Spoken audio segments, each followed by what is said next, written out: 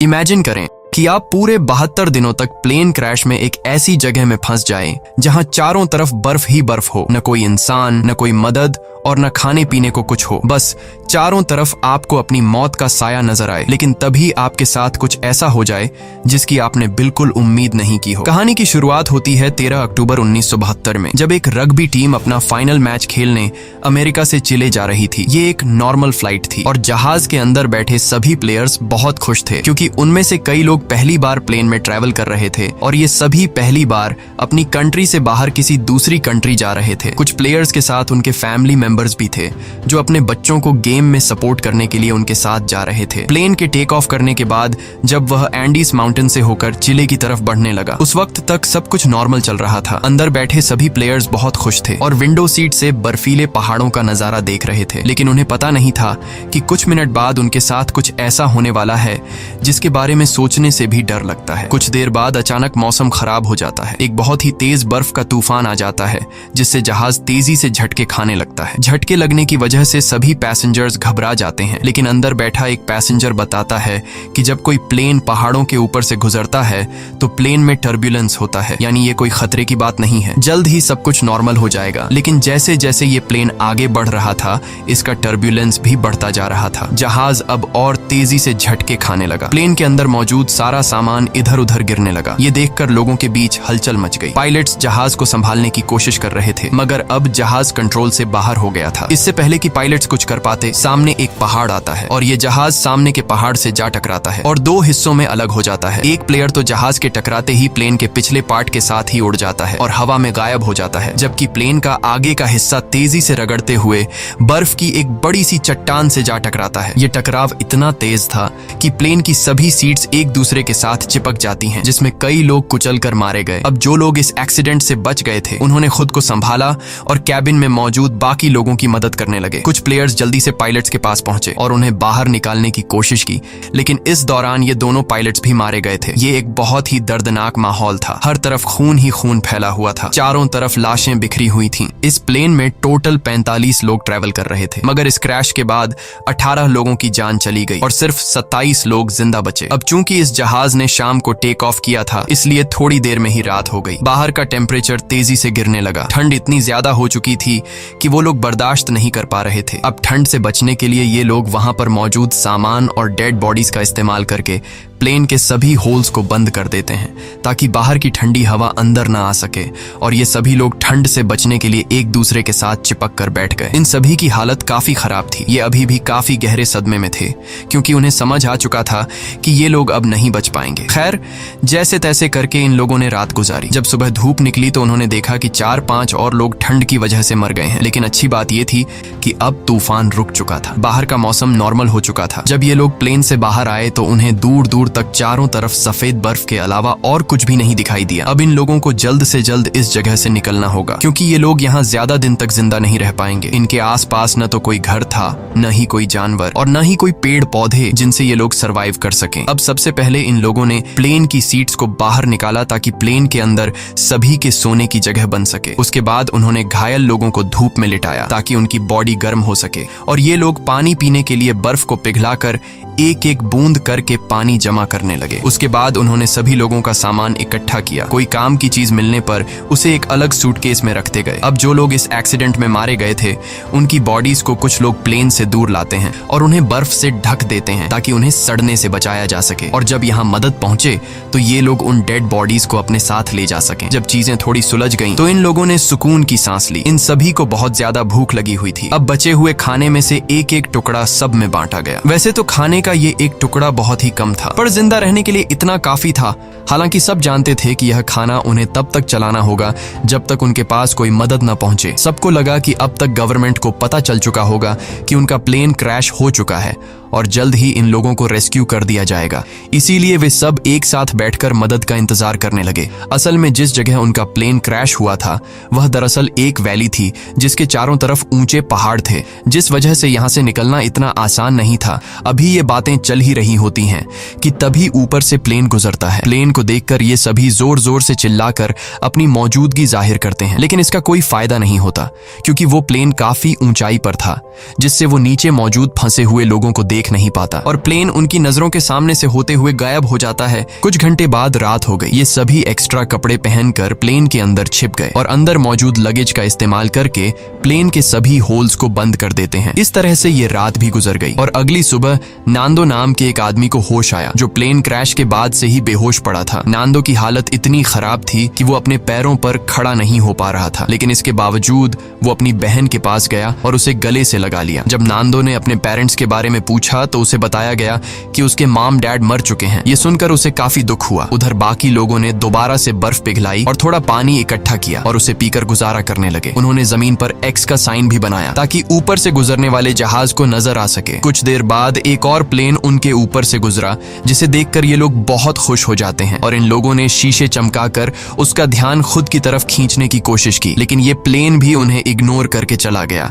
ये लोग खुश थे क्योंकि उन्हें लग रहा था कि शायद उस प्लेन ने हमें देख लिया है और अब बहुत जल्द उनके पास मदद पहुंच जाएगी। लेकिन इस तरह से एक रात और गुजर गई पर कोई उन्हें बचाने नहीं आया। अब उन्हें समझ आ जाता है कि यहाँ हमें कोई भी बचाने नहीं आएगा, इसलिए ये लोग सोचते हैं कि हम सब इस बंद इलाके में अपनी जान कैसे बचा सकते हैं। तभी उन्हें ख्याल आया कि प्लेन के पिछले हिस्से में कुछ बैटरीज पड़ी थीं और अगर हम इन बैटरीज को यहाँ ले आए तो बैटरी की मदद से हम प्लेन के रेडियो को चला सकते हैं और बाहर की दुनिया से कांटेक्ट कर पाएंगे। अब सभी को ये आइडिया पसंद तो आया, लेकिन इस काम को अंजाम देना इतना आसान नहीं था जैसा वो सोच रहे थे, क्योंकि जहाज का पिछला हिस्सा जो क्रैश के दौरान टूटकर अलग हो गया था, पता नहीं वो हिस्सा अब कहाँ होगा। खैर, उन्होंने प्लेन के पिछले हिस्से को ढूंढने का फैसला किया। इसके बाद उन्होंने लेदर और कांच का इस्तेमाल करके कुछ गॉगल्स बनाए ताकि ये गॉगल्स तेज बर्फीले तूफान में उनकी आंखों का प्रोटेक्शन कर सके। और ग्रुप के 4 लोग उन बैटरीज को लाने चले गए, लेकिन थोड़ी दूर जाने के बाद जब उन्होंने पीछे मुड़कर देखा तो उन्हें उनका जहाज कहीं भी दिखाई नहीं दिया और अब उन्हें एहसास हुआ कि इतने सारे बर्फ के बीच किसी को भी उनका प्लेन नहीं दिखेगा और शायद इसीलिए अभी तक कोई उन्हें बचाने नहीं आया। अब ये लोग आगे बढ़ने की कोशिश करते हैं कि तभी वहां मौजूद बर्फ खिसकने लगी। ये देखकर ये लोग डर जाते हैं और वापस अपने जहाज की तरफ आ जाते हैं। इस तरह से इन लोगों को यहाँ फंसे हुए 6 दिन गुजर जाते हैं और 1 हफ्ते बाद प्लेन में मौजूद सारा खाना खत्म हो गया। अब ये इलाका बर्फ से ढका हुआ था और आसपास न तो कोई जानवर था और न ही कोई पेड़ पौधे, इसीलिए अब उन्हें अपना पेट भरने के लिए कुछ न कुछ तो करना होगा। खाने के लिए कुछ भी न मिलने पर वो लोग पत्थरों पर जमी हुई मॉस खाने लगे, जिसका टेस्ट बहुत ही गंदा था, पर मजबूरी में उन्हें खाना पड़ा। यहाँ नांदो ने कहा कि अगर उसे मरे हुए लोगों की बॉडीज भी खानी पड़े तो वो खुद को जिंदा रखने के लिए ये भी करेगा। ये सुनकर सभी लोग सोच में पड़ गए। जल्द ही इन सभी के बीच बहस होने लगी कि उन्हें मरे हुए लोगों को खा लेना चाहिए या फिर भूख से मर जाना चाहिए। कुछ लोगों का कहना था कि ऐसा करना ठीक नहीं, ऐसा करने पर हमें ऊपर वाला माफ नहीं करेगा। जिसके बाद उन्होंने अपने पेट पर पत्थर रखकर गुजारा किया। ऐसे ही वक्त गुजरता गया और वक्त के साथ साथ उनकी भूख भी बढ़ती गई। हाल ये था कि ये सभी अपने जूतों की लेस और सिगरेट तक खाने पर मजबूर हो गए, लेकिन कई दिनों से भूखे रहने के बाद उन चीजों से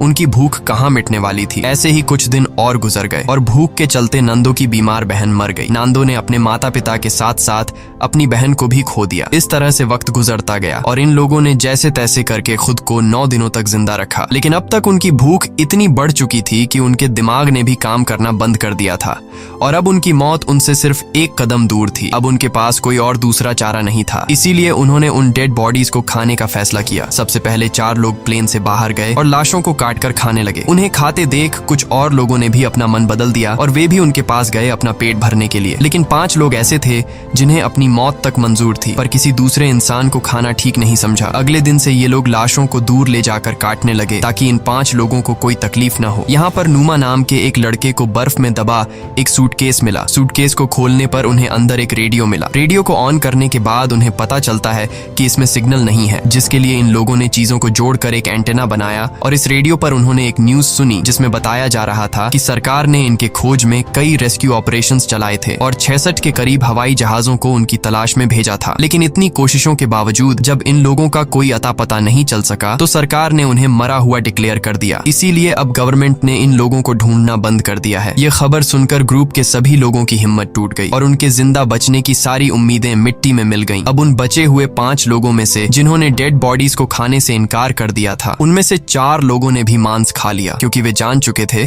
कि यहाँ उनकी कोई मदद करने नहीं आएगा और अब उन्हें खुद कुछ करना होगा यहाँ से निकलने के लिए। यहाँ ग्रुप के 3 लोगों ने दोबारा से जहाज के पिछले हिस्से को ढूंढकर उसमें लगी बैटरीज को लाने का फैसला किया ताकि वे उसका इस्तेमाल करके बाहरी दुनिया से कांटेक्ट बना सकें और उन्हें बता सके कि हम अभी भी जिंदा हैं। इसके बाद 3 लोग प्लेन के पिछले हिस्से को ढूंढने निकल पड़े और कई घंटों तक चलने के बाद उन्हें प्लेन के कुछ टुकड़े मिले जिन्हें ये लोग उठा लेते हैं और साथ ही उस खिलाड़ी की लाश भी मिली जो क्रैश के वक्त उनसे बिछड़ गया था। उन्होंने उसकी लाश को दफना दिया और अपना सफर जारी रखा क्योंकि अब उन्हें भी अंदाजा हो चुका था कि प्लेन का पिछला हिस्सा यहाँ आसपास ही होगा। घंटों की चढ़ाई के बाद ये सभी काफी थक चुके थे और इन बर्फीली हवाओं के चलते उनका सांस लेना भी मुश्किल हो रहा था। जल्द ही रात हो गई और इन लोगों ने एक चट्टान की आड़ में छिपकर रात गुजारने का फैसला किया। अगली सुबह जब उनकी आंख खुली तो ये सभी बर्फ से ढके हुए थे और इन तीनों की हालत काफी खराब थी। ठंड इतनी ज्यादा थी कि उनमें से एक की तो आंखें तक जम चुकी थीं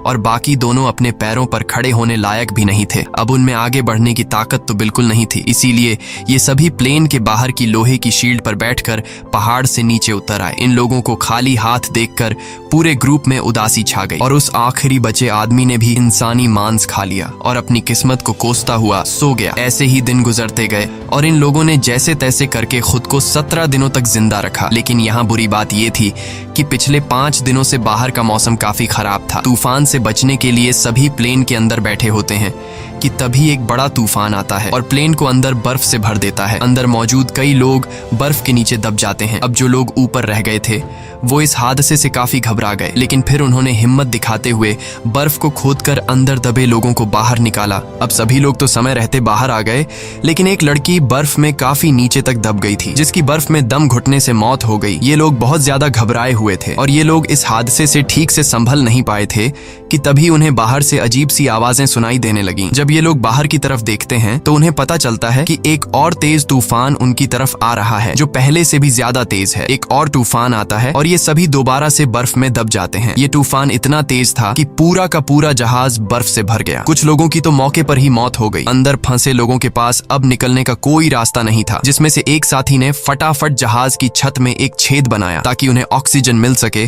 और दम घुटने से बच सकें। ये लोग हाथ जोड़कर सिर्फ यही विश कर रहे थे कि अब उनके ऊपर और बर्फ न गिरे, वरना ये सभी हमेशा के लिए यहीं दबकर रह जाएंगे। कुछ घंटों बाद उन्होंने खुद को संभाला और कुल 8 डेड बॉडीज को इकट्ठा करके उन्हें कोने में रख दिया। अब इस तरह से उन्हें यहाँ फंसे हुए 18 दिन गुजर चुके थे और उनका भूख से बुरा हाल हो गया था। अब जिंदा रहने का सिर्फ एक ही रास्ता था कि वे अंदर मौजूद डेड बॉडीज का मांस खा लें। लेकिन ऐसा करना इन सभी के लिए बहुत मुश्किल था क्योंकि ये सभी डेड बॉडीज उनके अपने लोगों की थीं। अब ये सब देखकर नुमा नाम के उस लड़के ने खुद पर से कंट्रोल खो दिया। वो गुस्से में आया और प्लेन की खिड़की तोड़ने लगा। इस दौरान कांच का एक टुकड़ा उसके पैर में घुस गया, लेकिन इसके बाद भी वो रुका नहीं और बर्फ में छेद करता गया। पूरे 2 दिनों की मेहनत के बाद ये सब ऊपर की तरफ छेद करने में कामयाब हुए, जिसके बाद वे सभी बाहर निकल आए। बाहर आकर ये सभी इतने खुश थे जैसे ये सभी मौत की कैद से आजाद हो गए हों। उन्होंने जिंदा बचने की खुशी मनाई और फिर बर्फ खोदकर प्लेन को बाहर निकालने लगे। इस दौरान नुमा नोटिस करता है कि उसके पैर में जो चोट लगी थी उसमें अब कोई दर्द नहीं है क्योंकि बर्फ ने उसके जख्म को सुन्न कर दिया था। हालांकि वो इस पर ज्यादा ध्यान नहीं देता और बर्फ खोदना जारी रखता है। अब आसमान में सूरज निकला हुआ था,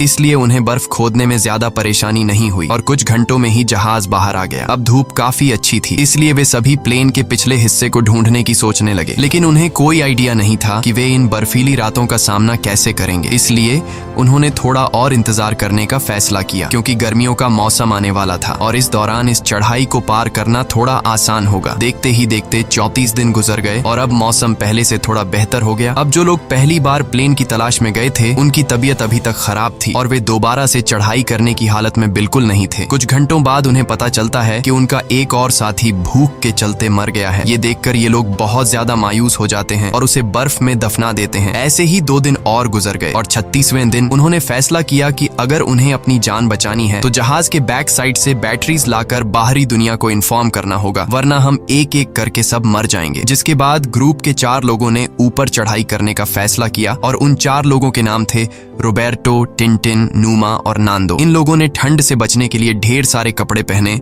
और प्लेन की तलाश में निकल पड़े, लेकिन कई घंटों तक चलने के बाद भी उन्हें उनका प्लेन कहीं दिखाई नहीं दिया। तभी नूमा की तबीयत बिगड़ने लगी और वो चक्कर खाकर गिर जाता है। यहाँ बाकी लोगों ने देखा कि उसके पैर की चोट में इन्फेक्शन फैल चुका है, इसीलिए वे सब तय करते हैं कि वापस नूमा को नीचे ले जाएंगे, लेकिन नूमा ने ऐसा करने से मना कर दिया। उसने अकेले ही नीचे जाने का फैसला किया और बाकी लोगों से आगे बढ़ने को कहा। अब नूमा प्लेन के पास तो लौट आया, लेकिन उसकी हालत इतनी खराब थी कि वहां पहुंचते ही वो बेहोश हो गया। थोड़ी देर बाद जब उसे होश आया तो उसने देखा कि उसके साथी प्लेन से बर्फ हटाने की कोशिश कर रहे थे। वो भी उनकी मदद करना चाहता था, लेकिन कमजोरी के मारे वो हिल तक नहीं पा रहा था। दूसरी तरफ वे तीन साथी कई घंटों का सफर तय करने के बाद उस जगह पहुंच जाते हैं जहां प्लेन का पिछला हिस्सा था, जो चट्टान से टकराने के बाद टूट गया था। इसे देखकर ये तीनों बहुत खुश हो जाते हैं और प्लेन के पिछले हिस्से के पास जाते हैं। जब ये तीनों जहाज की जांच करने लगे तो उन्हें बैटरीज के अलावा और भी बहुत कुछ मिला, जैसे कि ढेर सारे कपड़े, रम की बॉटल्स और कई सारे सिगरेट के पैकेट्स। ये लोग सामान लेकर वापस अपने प्लेन के पास आते हैं,